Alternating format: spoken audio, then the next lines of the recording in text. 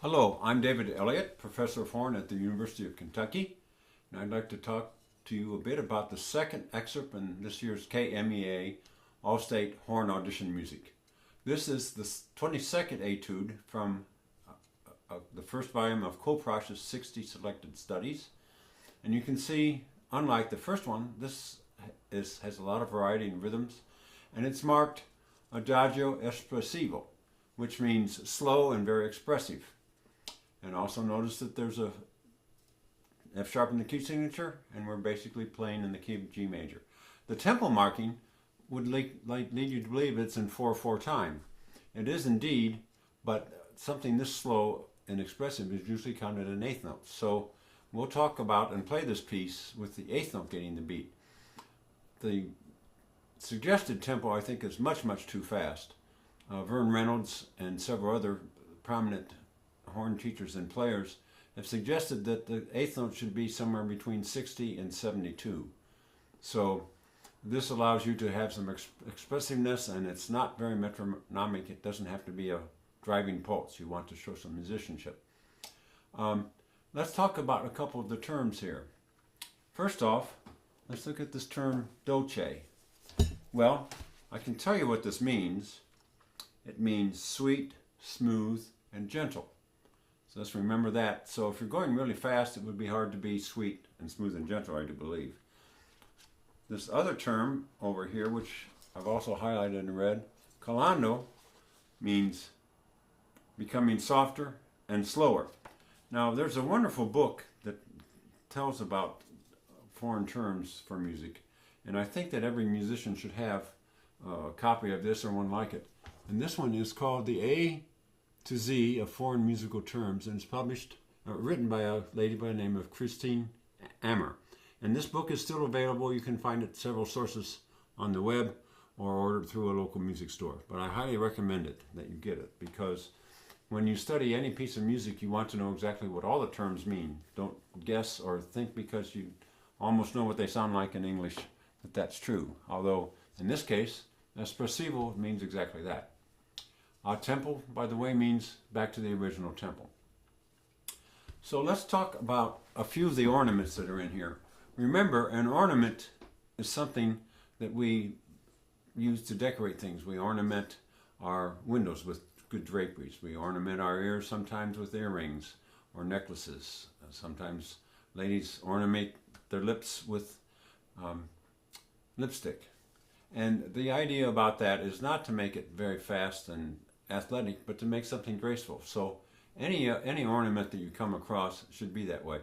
The one ornament that's featured very prominently here is this thing called the turn.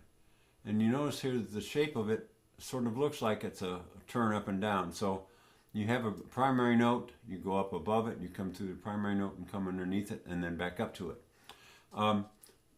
Since we're counting this music in eighth notes, these two notes would comprise two beats.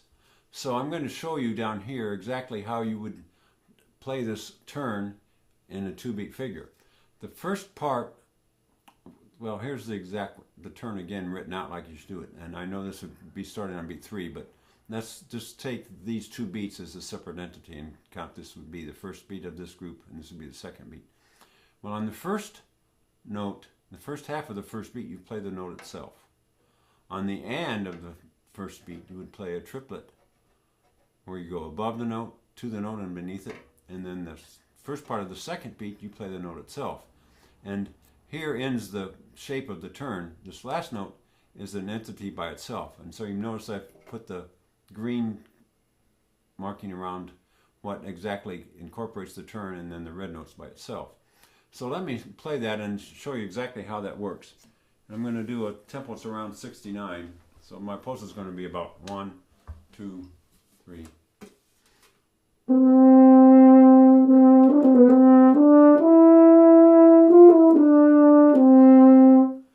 And another place a little bit later in the piece has a chain of these where you have two in a row. If you look down here, you have that turn and then this turn. And so the way you count that is exactly like you've done over here.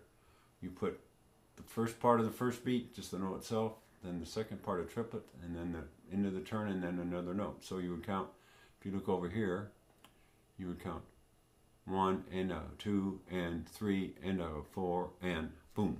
So let me play that for you. And remember, you want to make it really smooth. This is all predicated on gentleness.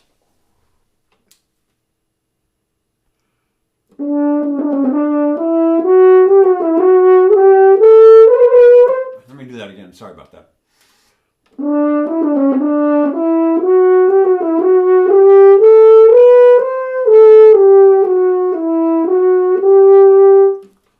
So that's exactly how you do the turns. There are several grace notes in here, and pairs of grace notes. Here are 2 right here, and another pair, and another pair over here. So you want to make these, again, as graceful as you can. You would put them just a bit ahead of the beat. Let's talk about another ornament, and then I'll show you how these might work. And that's the ornament, the trill. Now, a trill is usually a fluctuation between a printed note and a note a step above it. And the rule is that you choose the note above it in the diatonic setting. That is the note that belongs to the major scale you're in. In this case, if we're in the key of G major, the note above B would be a C natural. And you would fluctuate between the B and the C natural. The confusing thing in this particular situation is that we have the C sharp here.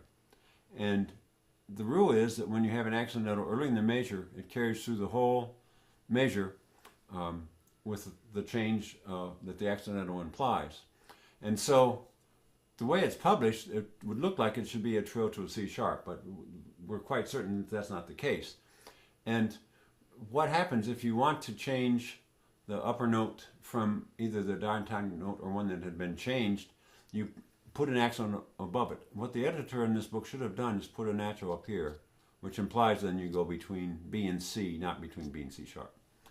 And the same would work over here, because a half step above F sharp in the scale of G is G, so you don't need to make any sort of marking above there.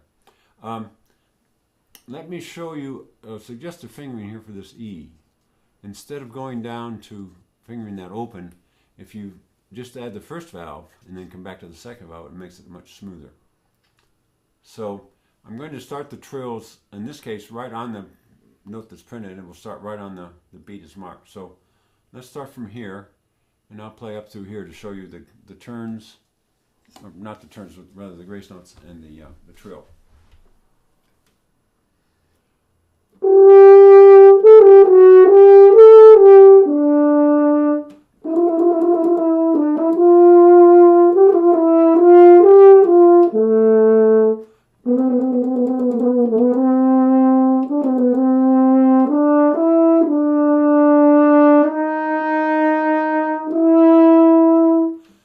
That's how that works.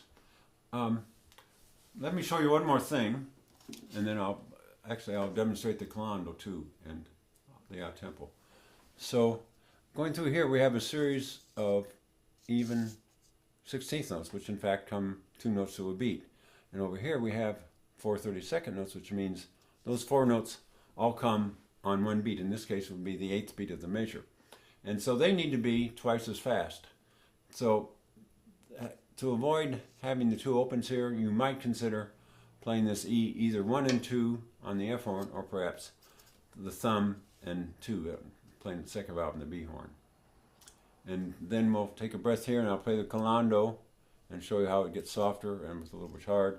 And then coming back to out tempo, which means the original tempo, and I'll go out and finish the piece so you can hear sort of how it goes. So this, I'll start right here. Let me find my note. Okay.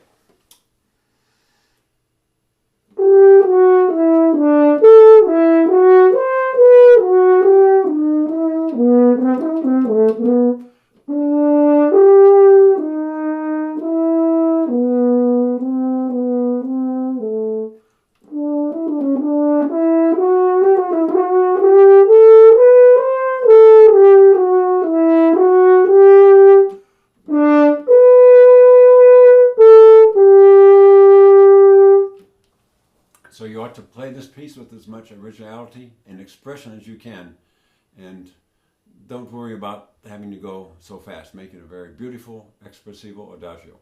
And good luck, and I hope to see all of you in February in Louisville.